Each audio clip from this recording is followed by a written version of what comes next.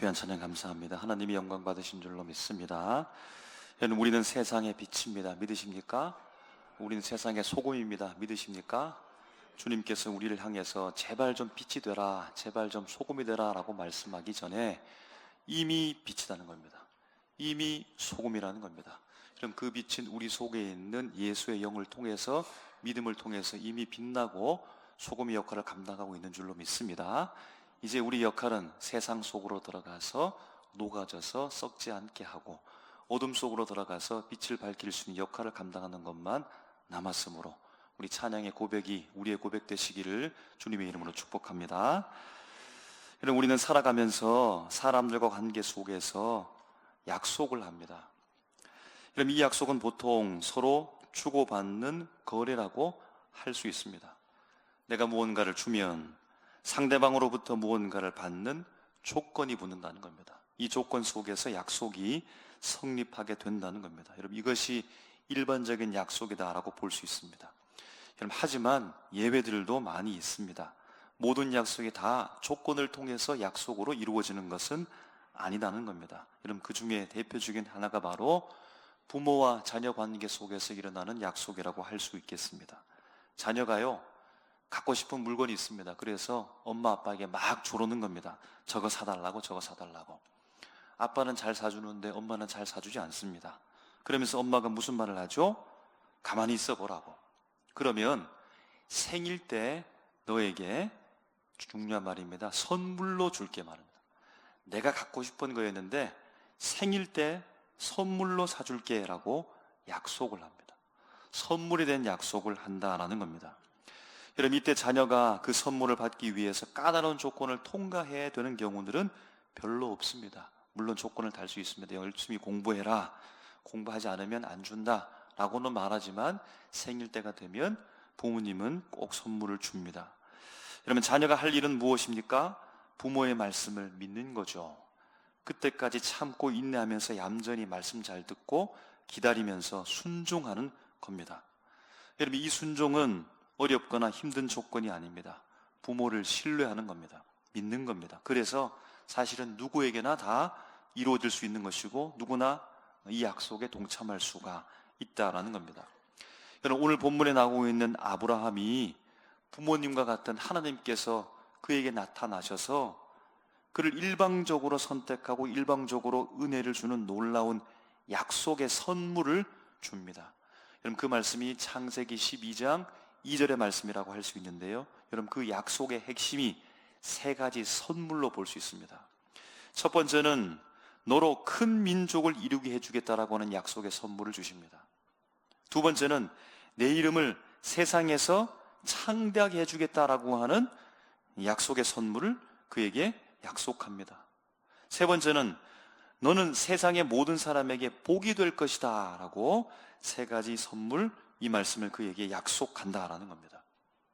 여러분, 하나님께서 이 엄청난 선물을 주시는데, 그런데 아무 데서나 막 주지는 않겠다는 겁니다. 여러분, 그것이 조건 아닌 조건인데 바로 1절에 보게 되어지면 내가 너에게 보여줄 땅으로 가게 되어지면 너에게 약속했던 그 선물을 주겠다, 너 그 선물을 받을 수 있다 라고 말씀하는 겁니다. 여러분, 그리고 그 선물을 받기 위해서 아브라함이 해야 될 일이 있는데, 부모님께서 마치 주신 약속과 같이 자녀처럼 1절 말씀 속에 하나님께서 그에게 요구하시는 조건 아닌 조건은 이겁니다. 아브라함아, 너의 고향과 친척과 아버지의 집을 떠나서 내가 내게 보여줄 땅으로 가면 된다. 내가 너에게 보여줄 땅으로 가게 되어지면, 그 말씀에 순종하게 되어지면 된다. 지금까지 아브라함아, 네가 의지했던 것 안전한 본토 친척 아버지 집을 떠나면 된다. 누구를 믿고요? 하나님 나를 믿고 떠나면 된다. 지금은 보이지 않지만 그러나 보여주실 땅, 그곳으로 너의 발길을 옮기거라 라고 그렇게 말씀한다는 겁니다. 여러분, 이 약속이 안전하게 이루어지기 위해서 하나님께서 보장해 주십니다. 보호하겠다라는 겁니다. 그 말이 바로 3절 말씀인데, 아브라함, 너에게 축복하는 사람에게는 내가 복을 내리고 너를 저주하는 사람에게는 내가 저주하겠다는 겁니다.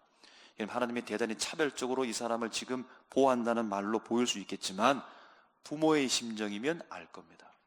우리 자녀에게 걱정하지 마, 얘야. 내가 너와 함께 할 테니까 걱정하지 마. 다른 사람 무서워하지 말고 너한테 좋게 해준 사람에겐 더 좋게 해줄 거고 나쁘게 한 사람 내가 혼내줄 테니까 걱정하지 말고 아빠 말 들으라고, 엄마 말 들으라고. 여러분, 그렇게 하나님께서 부모님처럼 아브라함에게 너를 보호해 주겠다, 끝까지 함께 할 테니까 걱정하지 말아라 라고 말씀하십니다. 그리고 4절에 아브라함은 이 약속을 진짜로 믿고서 익숙한 그의 삶의 자리로부터 떠나서 75세라고 하는 적지 않은 나이에도 불구하고 두려움을 이겨내고 집을 나와서 길을 나서기 시작하는 겁니다.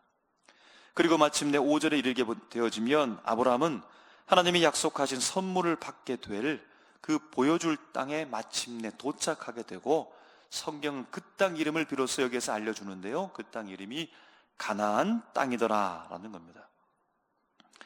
아브라함이 약속의 땅에 도착했습니다. 그 이후로 어떤 일이 일어날까요? 이제 선물 받을 일만 남은 거죠.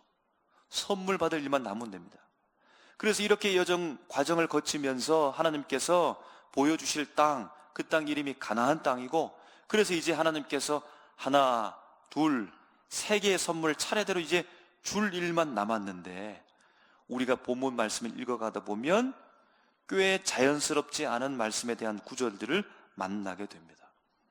그럼 그것이 바로 6절이라고 할 수 있는데, 성경은요, 아브라함이 가나안 땅에 들어와서 가장 먼저 도착하게 된, 곧 하나님께서 그를 이끌어서 도착하게 된 그 지명을 콕 집어서 말하는데 바로 세겜 땅 모래 상수리 나무라고 합니다.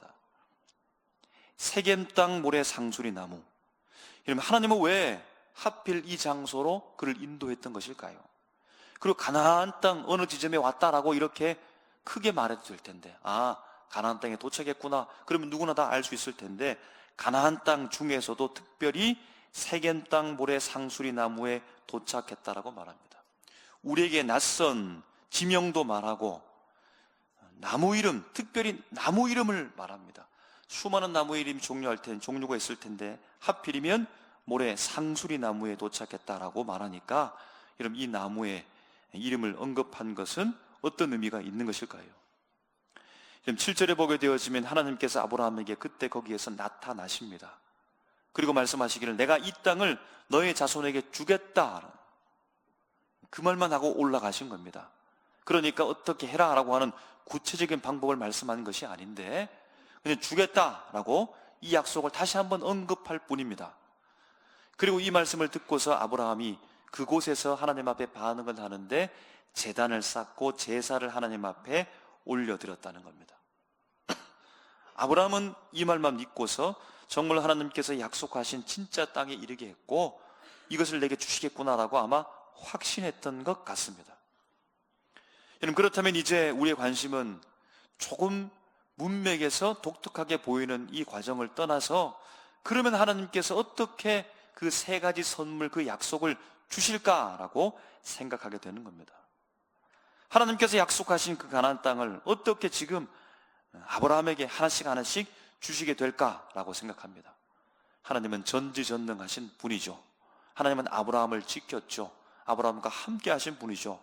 할 수 없는 일도 하게 하시는 대단히 놀라우신 분이고 능력이 하나님이니까 하나님께서 놀라운 기적적 역사와 특별한 방법을 통해서 아브라함에게 이제 하나씩, 둘씩, 셋씩 귀한 선물의 약속을 그에게 주시지 않겠습니까? 예상해 봅니다. 첫 번째 예상은 엘리야를 통해서 내렸던 하나님의 놀라운 하늘의 불이 그 가나안 땅을 살라버려 가지고 그 가나안 땅에 살고 있었던 수많은 민족들을 다 쓸어버리고 아브라함에게 그 땅을 통째로 줄 수 있지 않을까요?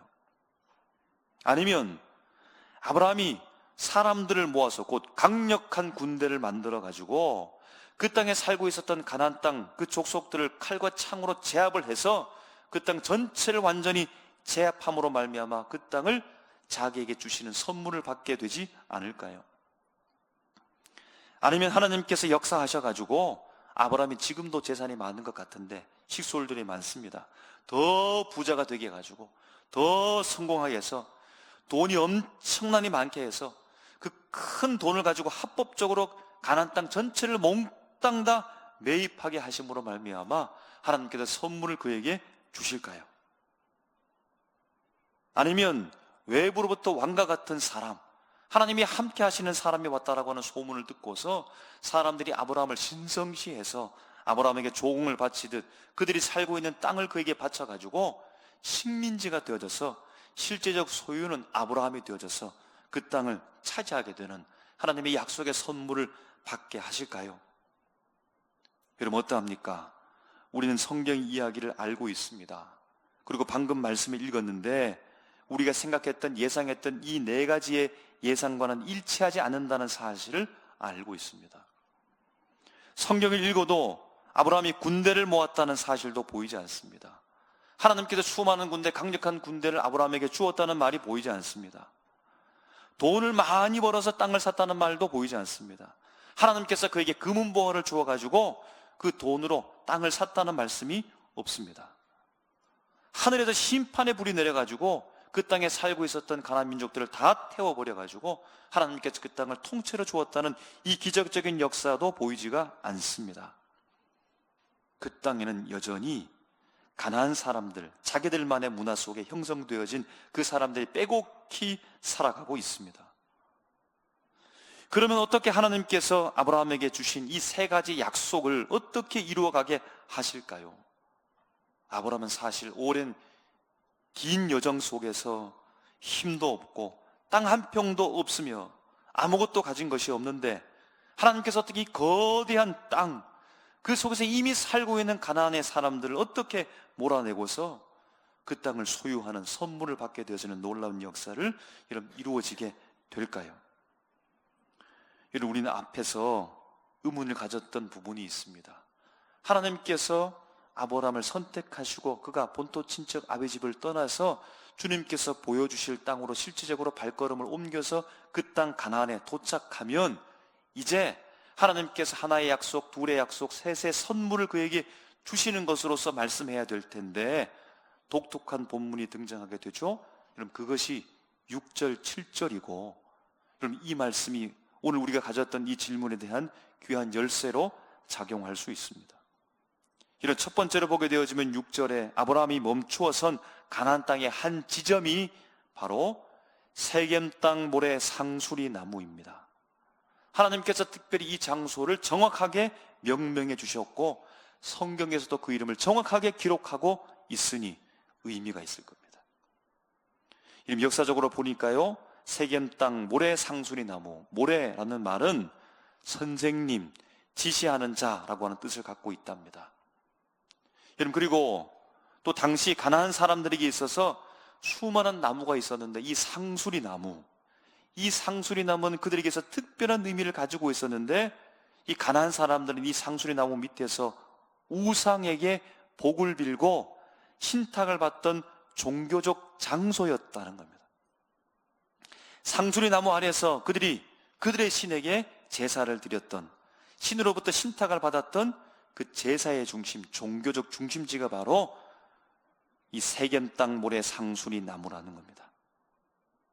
여러분, 성경이 하필 이 나무를 언급했다라고 하는 것은 무언가 의도를 가지고서 지금 우리에게 말씀한다는 거죠. 그러므로 우리가 알 수 있는 한 가지 사실은 아브라함이 지금 가나안 땅 중에서도 가나안의 종교적 심장부 그 한복판에 지금 그가 서 있게 되었다라는 말입니다. 여러분, 둘째로 7절 말씀에 보게 되어지면 여호와께서 아브라함에게 나타나시고 그 직후에 아브라함이 그곳에서 제단을 쌓았고 하나님 앞에 제사를 올려드렸다는 겁니다. 여러분, 이것도 의미를 가졌겠죠. 먼저는 무엇일까요? 이를 통해서 우리가 알 수 있는 것은 무엇입니까? 아브라함이 지금 가나안의 우상 숭배의 그 중심지 가운데 서 있음에도 불구하고 마음이 위축되지 않고 있다라는, 아브라함이 군사적인 칼을 뽑지 않았고 돈을 꺼내지는 않았지만 그 대신 단단한 돌을 가지고 제단을 쌓아 올렸다는, 가나안 신들의 땅이라고 여겨지는 그곳에서 오직 그 제단을 쌓으며 하나님 앞에 제사를 올려드리고 여호와 하나님께 제사 드리는 행동을 했다는 겁니다. 이것이 암시하는 바가 무엇이었습니까? 앞으로 어떻게 이 가나안 땅의 역사가 이루어질지에 대한 그 예고편을 우리에게 보여주고 있다는 겁니다. 여러분, 앞에 분석을 통해서 해답으로 이르게 되어지는 9절이 우리에게 다시 한번 오게 되어지는데 8절 말씀이라고 할 수 있습니다. 아브라함이 세겜에서, 세겜 땅 모래 상수리 나무에서, 거기에서 그에게 하나님께서 나타나시고 단단한 돌로서 제단을 쌓고 주님 앞에 제사를 올려드린 이후 그곳을 떠나서 베델 동쪽 산으로 옮겨가게 되어지는데, 거기에서도 아브라함이 한 행동은 똑같더라는 거예요. 거기에서도 세겜 땅 모래 상수리 나무에서 제단을 쌓고 하나님 앞에 제사를 드렸던 행동을 똑같이 그곳에도 하더라는 겁니다. 그가 그곳에서 여호와께 제단을 쌓고 여호와의 이름을 불렀더라. 여러분, 이것에 대해서 현대 성서 신학자들은 아브라함이 가나안 땅에서 보여준 이 독특한 행동에 대해서 공간의 신학이라고 말합니다. 공간의 거룩화라는 개념으로서 설명합니다. 여러분, 아브라함은요, 가나안 땅을 무력으로 정복하지 않았습니다. 큰 돈을 주고 여러분 땅 문서를 사들이지 않았습니다. 여러분, 이건 어쩌면 세상의 방법이라고 할 수 있습니다. 지금 당장에 보면 그렇습니다. 그렇게 해서 땅 한 평도 가지지 못했습니다. 대신 그는 세겜과 베델 같은 가나안의 핵심 거점 속에서 제단을 쌓고 여호와의 이름을 불렀다는 겁니다. 여러분, 이것은 보이는 눈으로서 땅을 확인할 때 그 땅이 내 재산, 내 소유로 삼기 위한 것이 아니라 영적으로 바라보게 되어지면 하나님의 임재를 통하여 그 제사의 공간을 마련함으로 말미암아 영적 하나님의 이름으로서 그곳에 깃발을 먼저 꽂았다라는 겁니다. 여러분, 이것은 가나안 민족들이 우상을 섬기면서 그곳에 가득 차 있는 그 우상의 세상 한복판에서, 여러분, 그 땅에 우상, 그 신이, 우상신이 그 땅의 주인이 아니라 아브라함은 선언하는 겁니다. 선포하는 겁니다. 제단을 쌓으며 주님 앞에 제사를 올려드리고 여호와 하나님의 이름을 부르면서 이 땅은 하나님의 것입니다라고 선포하는 겁니다. 여호와만이 이 땅의 진짜 주인은 사실을 선포하고 있다는 겁니다. 그럼 이것이 무엇이죠? 하나님의 나라이죠. 여러분, 우리 하나님의 나라에 계십니까? 하나님의 나라를 누리고 있습니까? 하나님의 나라를 맛보고 있습니까? 하나님의 나라를 확장해 가고 있습니까? 하나님의 나라를 만들어 가고 있습니까? 하나님의 나라는 무엇입니까? 땅의 개념이 아니라 지배의 개념이죠. 다스림의 개념인 겁니다. 지금 이곳에 하나님의 나라라고 우리 감히 선포할 수 있고 고백할 수 있는 이유는 무엇입니까? 예수 그리스도를 구주로 고백하는 자들, 하나님을 다스림에 받고 있는 자들이 모였기 때문에 그렇습니다. 그래서 이곳을 바라보면서 우리가 어느 곳에 있든지 간에 함께 모인 믿음의 공동체가 주님의 다스림을 받고 있다면 그곳에 하나님의 나라가 임했다라고 말하는 이유가 바로 거기에 있다는 겁니다. 아브라함은 바로 그곳에서 용기 있는 믿음을 가지고 영적 공간에 선언을 한 것입니다. 아브라함은 땅을 당장 내 주머니에 넣으려고 하는 이 소유하려고 하는 목숨에 걸지 아니하고 대신 그 땅에서 하나님의 임재를 예비하는 자로서 여전히 땅 한 편도 가지지 못한 나그네로 있었지만, 나그네로서의 정체성을 가지고 있지만 동시에 하나님이 이곳의 주인한 사실을 선포하면서 예배를 드렸다라는 겁니다. 여러분, 결국 하나님은요, 칼이 아니고 돈이 아니라 아브라함이 가는 곳마다 쌓아 올린 예배의 제단을 통하여, 제사의 제단을 통하여 하나님의 이름을 부르는 그 예배를 통하여서 가나안 땅을 하나님의 거룩한 공간으로 바꾸어 가시는 진짜 약속의 성취를 주님께서 이루어 가고 계셨다는 겁니다. 여러분, 그러므로 보이는 땅의 개념을 완전히 부인할 수는 없지만, 그는 거기에 살기 때문에 그 땅 자체를 부인할 수는 없지만, 그보다 더 높은 차원은 신앙으로서, 하나님의 말씀으로서, 약속으로서 그 땅을 지금 영적으로 정복해 가고 있다라는 겁니다. 여러분, 아브라함이 마주했던 당시의 가나안 땅은 어땠을까요? 영적으로 결코 깨끗하지 않았죠. 당시 가나안 사람들은 바알을 섬겼습니다. 아세라를 섬겼습니다. 그 우상들을 열렬히 섬겼습니다. 진짜 열렬히 섬겼습니다.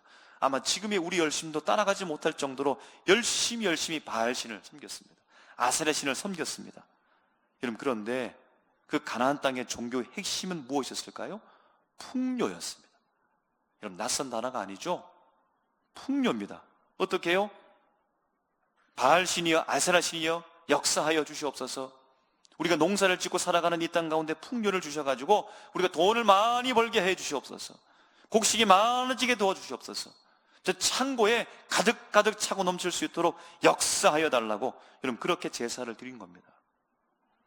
그래서 우리가 가정을 꾸리고 자녀가 많이 생산되어지고 우리 자녀들도 그렇게 부자가 되어져서 잘 살 수 있도록 해달라고 여러분 그것이 그들의 유일한 목적이었다는 겁니다. 바알과 아세라 신에게 간구하면서 나의 성공을 도와달라고, 나와 함께 해달라고, 나의 성공을 도와주는 도구로서 신을 섬겼다는 겁니다. 여러분 거기에는 바알신과 아세라신과의 인격적 교제가 있습니까? 없습니다. 나의 성공을 도와주기만 하면 됩니다. 그러면 열심히 제사를 드리는 겁니다. 가나안 족속들은 비를 달라고 기도합니다. 상수리 나무 안에서 기도합니다. 음란한 제사를 드립니다. 심지어는 더 큰 복을 빌기 위해서 기도하면서 내 어린 자녀를 불태워서 올려드리는 인신 제사를 서슴지 않습니다. 돈이 최고입니다. 힘이 최고입니다. 이것은 신의 축복입니다. 돈을 많이 가지면, 힘이 있으면 신이 복을 준 겁니다. 그래서 강한 자는 약한 자를 지배해도 억눌러도 괜찮습니다. 이 사람은 신으로부터 축복을 받은 사람이기 때문에요. 힘이 있는 사람은 힘없는 자를 막 탐욕으로 빼앗고 눌러도 괜찮습니다. 왜냐하면 이 사람은 신의 축복을 받은 사람이기 때문입니다. 그래서 믿음의 눈으로 보게 되어지면 그 가나안 땅은 탐욕의 땅인 겁니다. 바로 아브라함이 도착한 세겜의 모래 상수리 나무에 있는 이러한 탐욕의 땅 가운데 우상 숭배가 짙게 배어있는 이곳에 그 우상의 영적 중심지에 그 세상의 눈으로 보게 되어지면 거대한 이 무시무시한 이 세상의 가치관 속에 가치관이 지배하는 그곳에 하나님께서 아브라함을 인도해 들이셨다. 오늘날 우리는 그리스도인으로 살아가죠. 하나님이 우리 아버지라고 말합니다. 우리가 살아가는 우리가 마주한 이 세상도 사실은 아브라함이 살았던 그 가나안 땅과 별반 다르지 않습니다. 오늘날 세상은 어떻습니까? 우리에게 끊임없이 속삭이죠. 돈 벌어라, 돈 벌어라, 돈이 최고다. 아무리 고상하게 떠들어도 돈이 없으면 아무것도 소용이 없다. 남들보다 더 높아져라, 높은 자리에 올라가라, 성공해라, 그래야 안전하다, 힘을 가져라, 그래야 대접받는다, 힘 없으면 다 무시받는다. 현대판 바알입니다. 현대판 아세라의 목소리입니다. 현대판의 바알과 아세라의 목소리가 얼마나 큰지요. 사람들은 아파트 평수를 늘리려고 합니다. 그러면 성공했다고 합니다. 통장의 잔고를 채우는 것, 내 소유가 얼마나 중요한지 직장에서, 학교에서, 가정에서 이겨야 됩니다. 져서는 안 됩니다. 더 많이 가져야 됩니다. 야국강식의 논리가 지배합니다. 돈이 많은 자, 많이 가진 자, 성공하게 보이는 자, 그런 자는 신의 축복을 받은 자이고, 없는 자, 가난한 자, 실패한 것 보이는 자, 그 사람들 하나님의 저주를 받은 사람입니까? 우리는 매일 아침에 눈을 떠서 이 거대한 가나안 땅의 한복판으로 늘 가게 되죠. 아브라함이 뭐가 있었습니까? 힘도 없고 내세울 배경도 없습니다. 우리는 뭐가 있습니까? 이 세상의 거대한 흐름 속에서 자꾸만 위축되죠. 힘도 없고 돈도 없고 가진 것이 없으니까, 높아지지 못했으니까 위축됩니다. 두려워합니다. 나도 세상 사람들처럼 칼을 가질까? 나도 세상 사람처럼 돈을 가질까? 그래야 정말 살아남을 수 있는 것이 아닐까? 그런 유혹 속에서 우리를 두렵게 합니다. 망설이게 합니다. 그러나 살아계신 하나님께서 아브라함에게 가나안 땅 그 한복판에 군대도 아니고 돈이 아니라 단단하게 넘어지지 않는 돌을 통하여서 제단을 쌓게 하셨고, 하나님 앞에 제사를 올리게 하셨으므로 우리도 주님 앞에 나아가 하나님을 향한 예배자의 삶으로 나가는 것이 맞지 않겠습니까? 세상 사람들은 땅을 차지하려고 싸우지만 그리스도인들은 내가 밟고 있는 이 공간이 예배의 공간이 되어야 될 줄로 믿습니다. 예배의 장소로 바꾸기를 바랍니다. 직장에서도, 학교에서도, 가정에서도 하나님을 예배할 수 있는 자로 여러분 그렇게 살아가게 되어주고, 그곳에 머물면서 진짜 이 공간의 주인은 세상의 가치가 아니라 살아계신 하나님이라고 하는 이 하나님의 이름을 부를 수 있도록 내 주머니에 채우는 소유가 내 진짜 목적이고, 하나님을 믿는 신앙의 본질이 아니라 하나님의 임재를 소중하게 생각하고 하나님의 놀라운 역사의 그 현장의 한중간에 있다는 사실을 감사함으로, 기쁨으로 받아들이시기를 주님의 이름으로 축복합니다. 가나안 사람들이 풍요를 위해서 이기적으로 살 때 여러분 아브라함은 어떻게 했죠? 땅 한 편 가지지 않는 전세 들어 살고 있는 사람처럼 살았지만 그는 오직 하나님을 의지했고, 그러므로 그는 하나님을 전적으로 의지하는 나그네의 삶을 살았습니다. 주님이 가라고 하시면 가고 주님이 오라고 하시면 왔다는 겁니다. 남을 밟고 일어서야 그것이 성공이 아니라 세상 속에서 정직하게 주님을 바라보면서 돈과 외모가 나를 증명해 주는 조건이 아니라 하나님만이, 하나님을 예배하는 자로서 주님과 관계 속에서 내 삶이 증명된다라고 하는 이런 이 사실을 통하여 예배를 통해 하나님을 전적으로 의지하는 삶을 살아가시기를 주님의 이름으로 축복합니다. 이런 눈으로 보게 되어지면 아브라함은 아무것도 가지지 못했습니다. 그러나 다시 눈을 감았다가 떠서 믿음의 눈을 통해서 보게 되어지면 아브라함은 지금 가나안 땅으로 들어가면서 하나님의 빛을 비추기 시작한 겁니다. 하나님의 놀라운 역사를 지금 그를 통해 시작하게 된다는 사실을 우리가 보게 되어집니다.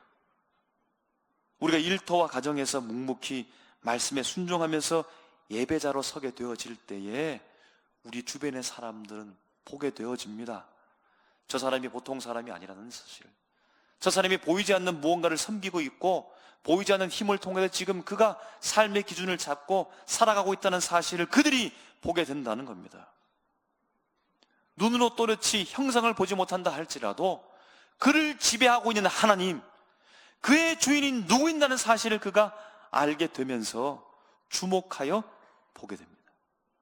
그러므로 말미암아 이것이 세상을 변화시키는 능력이 될 것이고 우리를 통하여 그들에게 복음을 증거하는 축복의 통로가 되는 줄로 믿습니다. 하나님은 세상의 방법인 칼이나 돈이나 하늘로부터 내리는 무시무시한 불보다 그분의 약속, 하나님의 말씀, 그 말씀을 전적으로 신뢰하고 발걸음을 옮긴 그 무명의 초라한 한 사람의 순종을 통하여 주님의 역사를 시작하셨다는 겁니다. 그러므로 하나님께서 여러분을 부르신 이유는 무엇입니까? 왜 주님께서 우리를 불렀습니까? 왜 우리는 주님 앞에 이 시간에, 이 바쁜 시간에 주님 앞에 나와서 제단을 쌓으시면서 예배의 순서에 따라서 주님 앞에 하나님의 이름을 부르면서 예배드리는 이유가 무엇입니까? 잘 되게 해달라고요? 복받게 해달라고요? 부자가 되게 해달라고요? 성공하게 해달라고요? 내 자녀가 성공하게 해달라고요? 이런 그것도 참으로 우리에게 소중한 소원일 수는 있지만 오늘 아브라함을 통하여 우리가 보게 되어지는 사명은 무엇입니까? 우리가 여전히 복달라고 잘 되게 해달라고 이것을 좋은 포장지를 해가지고 다른 언어로, 다른 표현으로 아무리 말한다 할지라도 이런 두렵고 떨리는 마음으로 우리 삶을 점검해 보시기 바랍니다. 우리 예배를 점검해 보시기 바랍니다.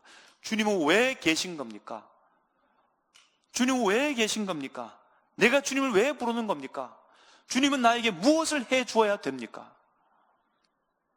여러분, 하나님께서 우리 한 사람을 부른 것은 제2의 제3의 수백 수천의 아브라함으로 부르셔서 우리가 사는 그 공간 속에서, 그 공간은 이 세상이 그 공간이 주인이 아니라 하나님이 주인이라는 사실, 그러므로 말미암아 주님의 이름을 부르라고 우리를 부르신 줄로 믿습니다. 우리가 처한 이 땅 가나안이 아무리 거칠고 유혹이 거세다 할지라도 이런 두려워하지 마십시오. 내가 서 있는 바로 그 자리에서 주님이 아브라함과 함께 한다라고 말씀했던 그 약속이 우리에도 동일하게 임한다는 사실을 기억하십시오. 그러므로 세상의 가치를 거부하고 여호와 이름을 부르십시오. 주님 앞에 예배를 드리십시오. 우리를 통해서 그 공간을 거룩하게 변화시키기 위한 하나님의 원대한 꿈이 우리를 통해 지금 시작되고 있다는 사실을 여러분 기억하시고 하나님의 임재와 주님을 향한 예배, 이 땅 가운데 땅 한 편 갖지 못하는 초라한 모습으로 보일 수 있지만, 그러나 하나님을 전적으로 의지하는 거룩한 나그네가 되어져서 주님의 약속에 대한 선물을 하나씩 하나씩 받게 되어지는 놀라운 축복의 사람, 축복의 통로가 되시기를 주님의 이름으로 축원합니다. 기도하겠습니다.